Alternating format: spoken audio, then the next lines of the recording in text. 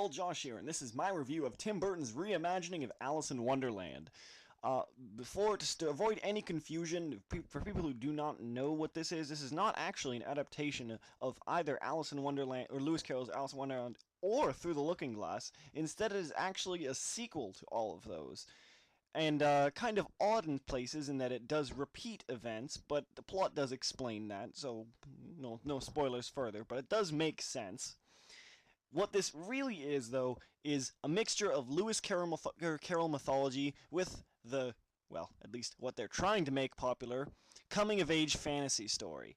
A lot of movies have tried it. It looks like Alice in Wonderland has succeeded with a $41 million Friday opening. I mean, I expected it to be big, but that's 110, 120 million weekend, and that's pretty damn good. Considering the production budget was probably at least 150 million, as Box Office Mojo says, far exceeding 200 million with the amount of advertising they've done. This is definitely going to be here to stay.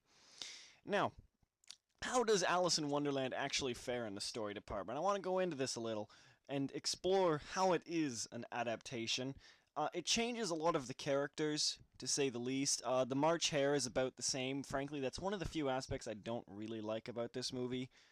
I guess I just kind of spoiled my review there, but the March Hare just really struck me as annoying comic relief. Not enough to kill my enjoyment of the movie, but just I didn't like him. I wish he was not there. Otherwise, I enjoyed most of the different changes they've done to the characters. Johnny Depp's increased role as the Mad Hatter did seem to serve a purpose, and I did enjoy his take on the Mad Hatter, despite him being a little hard to understand. The Mad Hatter has kind of a split personality, where on one side he's got kind of that fey voice where he's all happy and crazy, but on the other hand, when he thinks about the Red Queen and all the terrible things she's done, he goes to this weird Scottish accent. And that, combined with Johnny Depp's meandering voice in this, is a tad little hard to understand. But at the same time, I really did enjoy Johnny Depp in this. Not to exclude the main actor, whose name I am not able to remember at this moment, Mia something, as Alice, who kind of freaked me out, frankly, in Victorian times because of the weird white makeup she's wearing and her very red, pouty-like eyes. And I mean, I realize Tim Burton does this in a lot of his movies, but contrasted against a lot of normal humans, it just looked really weird. I mean, he did the same thing in Sweeney Todd, but everyone kind of looked very white there. Anyway, she looked fine throughout most of the movie, especially because she went into Wonderland and everyone else looked incredibly kooky. This person does a really great job as Alice, I thought, and really gets the emotions across. I don't think this movie really carries the emotional weight that I think it wants. At the same time, I do think the ending is rather effective. And it's kind of an odd disparity, I'll admit, but I think this is largely because of the second category that I'm going to talk about now, is characters. I think the movie actually does do a good job of making you feel endeared to the characters. So while the events, epic as they may portray them, don't really seem all that amazing, you are at least intrigued by all the characters, and you really like them, and by the time you have to leave them at the end, you are sad, especially the Alice's relationship with the Mad Hatter and such sub-characters as Baynard. Very nice.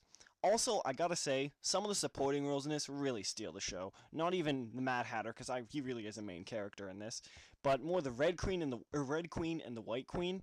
Tim Burton's penchant for casting his wife, Helena-Bonham Carter, in movies actually really pays off most of the time, I think, and especially so in Alice in Wonderland, because as the Red Queen, she is hilarious. I love the backstory they've kind of added for her.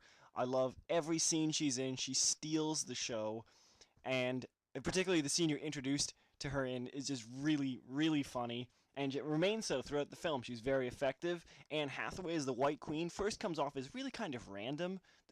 You don't really see her until a good portion into the movie or the film, and she doesn't really do a whole lot, but the scenes she is in parodies the kind of white good princess very nicely. I really enjoyed the whole arm movement thing. You won't understand until you see the movie, but basically she's holding up her arms in a dainty-like fashion all of the time. She never drops her arms, regardless of the situation. Anyway, like I said, a lot of the supporting actors do a really great job. The majority of this movie is CG, so there's not too many other people in this movie. Crispin Glover does play the Red Queen's henchman, and Stain, I believe it was. And don't correct me on that if I'm wrong. And yeah, he's not a great character. I think he serves his purpose as just sub-villain, Not great though. Definitely overshadowed by the, I guess, the equivalent of Stain on the White Queen side, which would be the Mad Hatter, and as well as all the supporting characters like the Red Queen, who he shares a lot of scenes with. Overall, characters are well done. The change to the epic fantasy plot, I realize I'm switching back and forth between story and character, but they are really intertwined here in that the adaptation really changes a lot of the characters to become kind of revolutionary fighters, especially the Mad Hatter, who is kind of the Queen's guard in this, and the Cheshire Cat, is not necessarily on the good guy side, but definitely leans towards that way and helps pull off a few crazy pranks. And this is where I want to discuss that I think this version of Alice in Wonderland does do some justice to the original. For Lewis Caroll fanatics or fans out there, it is not the Alice in Wonderland you know. Like I said, this is basically epic fantasy meets Lewis Caroll mythology and characters, but for what it is, it's done well. The rabbit hole scene and the shrinking scene copied almost word for word from the book. I love how the movie is bookended by these Victorian portions. Particularly the end, I think, is true to the book's meaning. But the rest of the movie, mainly expect the visuals and some of the jokes and lines. Otherwise, you're not getting that, and I think that's frankly pretty common. I would think you'd expect this by now, because frankly, Alice in Wonderland really can't be turned into a cohesive, enjoyable movie. I'm probably going to get a lot of flack for saying that too, but honestly, it's just a series of interconnected events, or non-connected events, that is. It's complete nonsense, it's the genre, and it really just doesn't have any point to it. And as a movie, that just really would not work. For an hour and a half long to go through a series of nonsense events, it just doesn't work. You need some kind of narrative propulsion. Outside of Lewis Carroll fanatics and perhaps fans of literature, I don't think that would sell. So I can understand this change, and like I said, for what it is, I do think it does work. I think the main problem I have with this is that the story seems a little rushed. It being an action-adventure plot, it does skimp on a little bit of the backstory and mythology to get the plot constantly moving forward and action always getting in there. And that can be a little difficult when such things as like the Bandersnatch come in and words that you just not necessarily familiar with, Farfarin, the Vorpal Sword. Granted, I have not read Through the Looking Glass, to keep that in mind, so some of these things may be featured in there. I know some of them, particularly like the chess game, are featured in there. I do have it, I just haven't read it yet. That's been sitting on my bookshelf for years now. Probably will get around to reading it after this. But anyway, like I said, I have no clue what I was saying.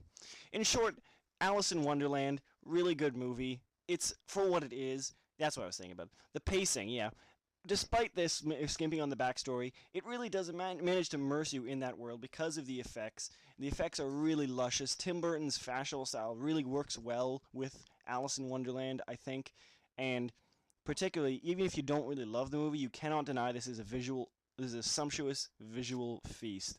Outside of perhaps a little poor CGI at the end of the movie, which comes as a surprise seeing as the budget for this, I think it worked really well. As for the 3D aspect, you could probably do without it. At the same time, it's fun to watch it in 3D.